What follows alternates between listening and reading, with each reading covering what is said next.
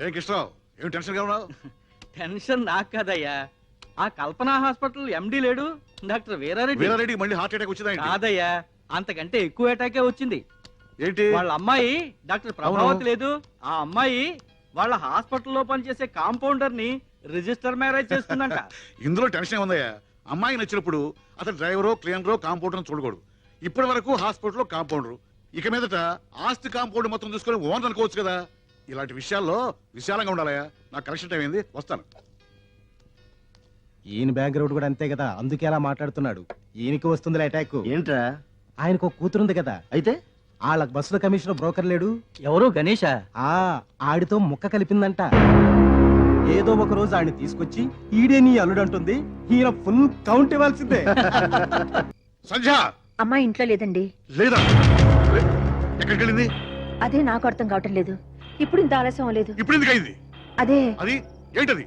నిన్ను మీ ఇంట్లో చేసుకొచ్చినప్పుడు మీ నాన్న పడి తలచడం ఇప్పుడు నేను పడాలా? ఏమండి? పడవాని ఇన్నేళ్ల తర్వాత ఆ మాటలు ఏమిటండి? ఇన్నేళ్ళు వచ్చిన అర్ధాక మీ అమ్మాయి ఇంటికి రాపోవడానికి కారణం ఏంటి? అదే అదే అదే వాళ్ళది పెరిగిపోతుంది, టెన్షన్ పెరిగిపోతుంది. తీసుకురా. మీకు బీపీ చూసుకోవటం రాదండి. అమ్మాయి వచ్చాక ఏమిటని చూసేది? ఇది నా బీపీ, నేను చూసుకుంటా. నోరారా నవ్వేద్దాం, ఖరీదు లేదు చిన్న నవ్వుకి. కన్నారా నిదరోదా, ఖర్చేమి కా. ఏమయ్యా, కాలేజీలో క్లాసులు ఇంకా జరుగుతున్నాయా? అర్ధరాత్రి పాటు క్లాసులు ఏంటి సార్? ఎప్పుడే వెళ్ళిపోయారు. మా అమ్మాయి కూడా వెళ్ళిపోయిందా? వెళ్ళిపోయారు సార్.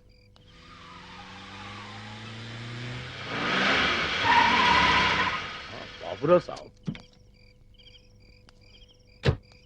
రండి బాబురావు సాబ్. అయ్యే ఎక్కడ గణేష్ గారు? ఎక్కడ? వాడు పొద్దుటించి ఒకటే హడావుడి, పెళ్లి హడావుడి, షాది. హాజీ ఏం చేయాలి, ఎలా చేయాలి అని ఒకటే హడావుడి పడుతున్నాడు సాబ్. మీకి ఒక మాట చెప్పన్నాను సాబ్. ఎందుకు అంటే వాడికి పెద్ద దిక్కైనా పెండి సందడైనా మీరే కదా సాబ్.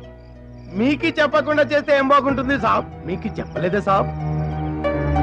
అయ్యగారు మీరా? ఏంటి వచ్చారు? అయ్యగారు నేనే మీ దగ్గరకు వచ్చి చెప్దాం అనుకుంటా. ఏంటి చెప్పేది?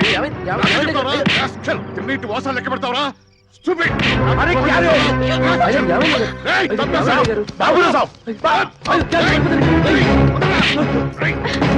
ఏం చేశాడండి? ఏం చేశాడు? తిరిగి కొట్లాడన్న ధైర్యం ఏమో మీకు? నీ తెలీదా? నీ తెలియకుండా జరిగిందా? వెళ్ళకూడదు ఉందా? వీడు నా కూతురు లేపు రాలేదు.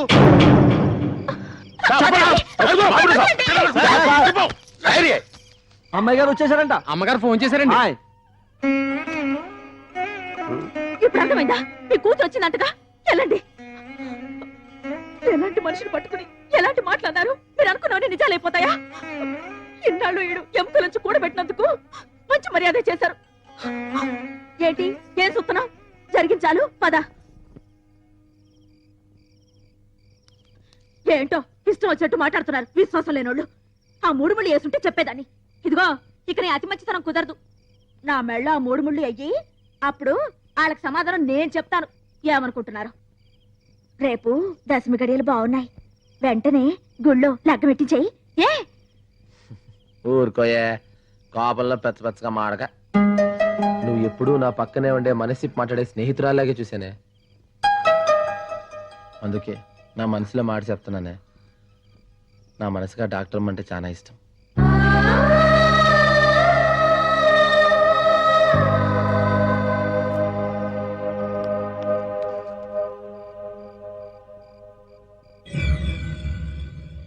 నమస్తే సార్.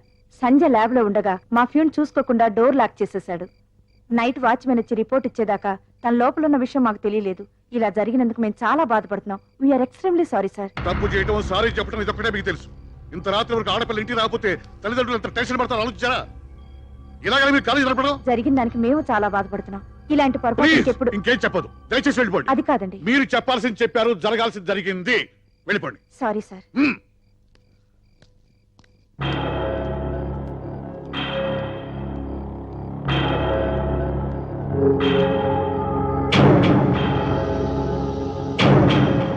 ఏమిటిది?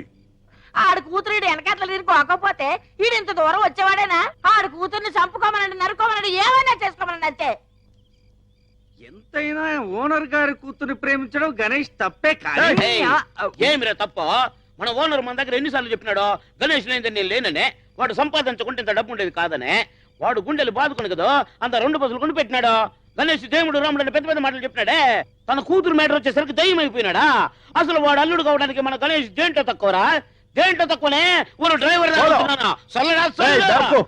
కూర్చుమి హో ఏదైనా ఉంటే ఏమిటని అడగొచ్చు, అవుననొచ్చు, కాదనొచ్చు.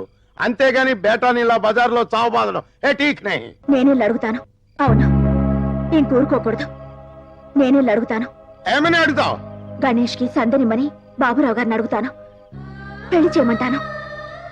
ఒప్పుకోకపోతే నేనే చేస్తాను. గణేష్ విషయంలో చాలా ఆలోచించే నిర్ణయం తీసుకున్నాను. నా మనసుకు నచ్చాడు, ప్రేమించాను, పెళ్లి చేసుకోవాలనుకుంటున్నాను. నిన్ను అల్లారు ముద్దుగా పెంచుకున్నాం కదా, నిన్ను ఏ లోటు లేని ఇంట్లో ఇస్తే నువ్వు సుఖంగా ఉంటావు, మేము తృప్తిగా ఉంటాం. అదేంటమ్మా, నాన్నగారు నిన్ను చేసుకున్న రోజున ఏమీ లేదు కదా. మరి ఈ రోజు అంచెలంచెలుగా పెరిగి ఆయన ఇంతవారు అవ్వలేదా? గణేష్ అలాగే పెరగకూడదా? తను చాలీ చాలని తిండి తిన్నా ఎప్పుడూ నవ్వుతూ నవ్విస్తూ బతికాడు. ఎన్ని కోట్లు పెట్టినా దొరకని ఆ పేదవాడి నవ్వునే నేను ప్రేమించాను. ఇది నేను మిమ్మల్ని ఎదిరించాలని కాదు, నా జీవితం కోసం నేను తీసుకున్న నిర్ణయం. అది మారదు. బాబురావుజీ,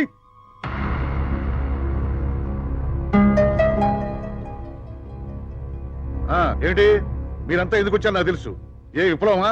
వాడి పెళ్లికి మీరంతా ఒకళ్తానా? మీరు కుళ్ళు కంపు కొడుతున్న బ్యాగ్ ని చంకలో పెట్టుకొని ఇచ్చిన వాసన చూస్తూ బతికామే కానీ దాన్ని మార్చమని ఏనాడు మిమ్మల్ని డిమాండ్ చేయలేదు.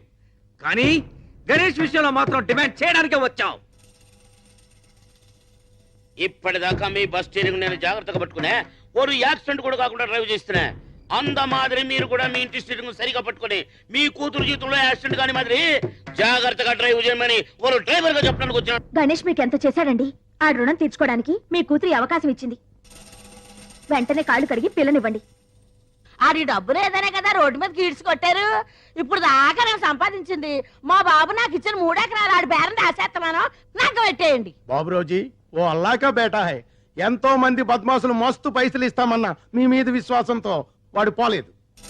మీ బిడ్డని వాడి నీతికిచ్చి నిఘా చేయండి. అల్లా అచ్చా కరేగా. ఏయ్, ఒకళ్ళు చెప్తే వినాల్సిన అవసరం నాకు లేదు. నేను ఎవరికి భయపడను. ప్రేమ విషయంలో నాలాగా తెగించిన వాడు మరెవడూ లేడు. నేను ఓనర్ దగ్గర క్లీనర్ గా పనిచేస్తున్నప్పుడు అర్ధరాత్రి ఆయన కూతురు లేవనెత్తిపోయి పెళ్లి చేసుకున్నాను. ఆ ఓనర్ తెలుసా? నా పక్కనే సప్తగిరి ట్రాన్స్పోర్ట్ నడుపుతున్నవాడు, నాకు విరోధిగా చలామణి అవుతున్నవాడు వీరవర వెంకట సుబ్బరాయణం. ప్రేమ గురించి ఆలోచించడానికి, పెళ్లి గురించి నిర్ణయం తీసుకోవడానికి నాకే అధికారం ఉంది. ఆ నిర్ణయం నేనే తీసుకున్నాను. మార్పే రాదా? మీరు మనిషే కాదా? అదేంటండి ఎన్నిసార్లు చెప్పినా మీ మాట మీదేనా? మీరు చేయకపోతే మేమే చేస్తాం. వెంటనే నా కూతురు గణేష్ కి ఇచ్చి పెళ్లి చేయబోతున్నాను. అదే అది కాదు, అది మన గణేష్ కేరా.